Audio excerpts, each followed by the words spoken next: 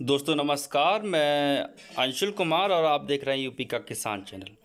तो किसान भाइयों, हमारे जो पपीते बहुत ज़्यादा गल रहे हैं और हमारे किसानों को बहुत ज़्यादा समस्या आ रही है। तो किसान भाइयों का जो लगाने का पपाया, जो पपीता लगाने का जो तरीका है वो बहुत अभी सही नहीं है, वो गलत तरीके से लगाया जा रहा है। इस वजह से हमको बहुत नुकसान उठाना पड़ रहा है। तो इसी के बारे में हमने वीडियो बनाया है कि हमको किस तरीके से पपीता को लगाना चाहिए नुकसान से बच पाएँ। आप देख सकते हैं कितना पपीता गल चुका है।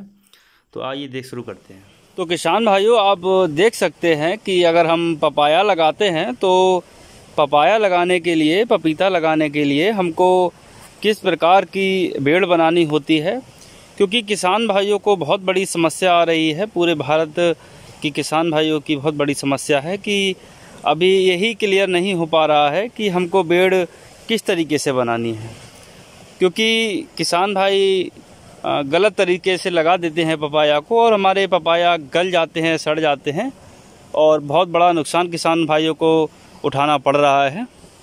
तो उसको देखते हुए मैंने एक वीडियो बनाया है।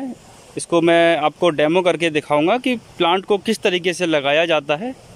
जब आप पौधे को इस तरीके से लगाएंगे तो आपका पौधा डंप नहीं होगा, मरेगा नहीं, और आपको जो पैसे की हानि हो रही है, अगर बहुत बड़ा नुकसान हो रहा है किसान भाइयों का, क्योंकि काफ़ी मुझे किसान भाइयों के फ़ोन आ रहे हैं और वीडियो भी आती है, फ़ोटो आते हैं कि पौधे बहुत तेज़ी से गल रहे हैं, क्योंकि उनका जो बेड़ का मैनेजमेंट अच्छा नहीं था, जिस वजह से उन्होंने इसको लगाने से उन्हें काफ़ी घाटा हो चुका है किसान भाइयों पपाया लगाने से, क्योंकि उन्हें तरीका नहीं पता था कि हम पपाया को किस तरीके से लगाएं।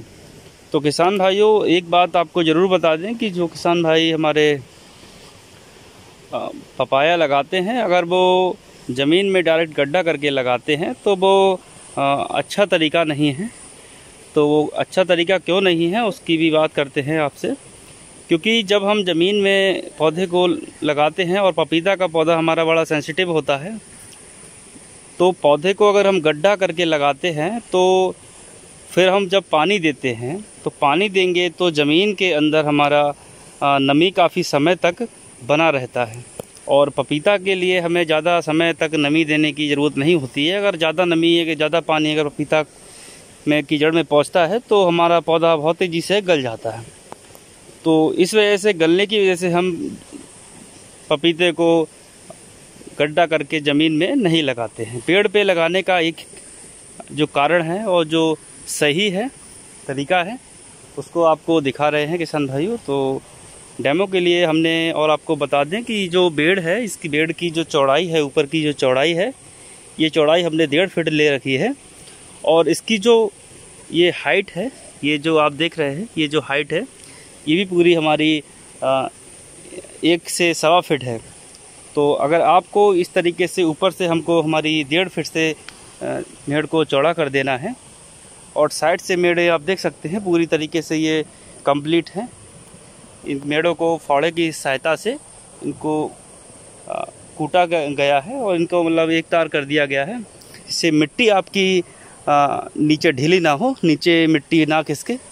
तो ये हमें सख्त मेड़ बनानी है, जैसे कि अगर हम पानी लगाते हैं तो हमारा जो मिट्टी है वो नीचे की तरफ ना भागे।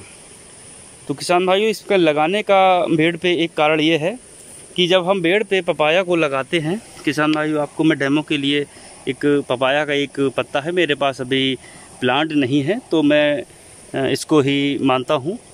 तो ये हमने जो बेड़ बनाई है, इसके बीच बीच में सेंटर पॉइंट पे हम पपाया को हमको लगाना है। तो किसान भाई मान सकते हैं कि तो पानी को हमें इस तरीके से लगाना होता है तो हमारे पौधे। तो किसान भाइयों, हमने ये इसको अभी रखा है। तो आप ये देख सकते हैं कि जब हम पानी लगाते हैं पपाया में, तो पानी हमको इस हाइट तक देना होता है। अगर हम पानी देंगे तो, अगर फ्लड इरिगेशन से देते हैं तो हम आधी पेड़ तक ही पानी को देंगे। आधी देने से क्या होगा किसान भाइयों कि हमारा मॉइस्चर ऊपर की तरफ जाएगा, तो हमारा पानी ज़्यादा नहीं लगेगा और जो मॉइस्चर हमारे पौधे की जड़ों को ऑलरेडी नमी ही पहुंचेगी। तो पपाया की फार्मिंग में पपीता को डायरेक्ट पानी देना बहुत ही ख़तरनाक है।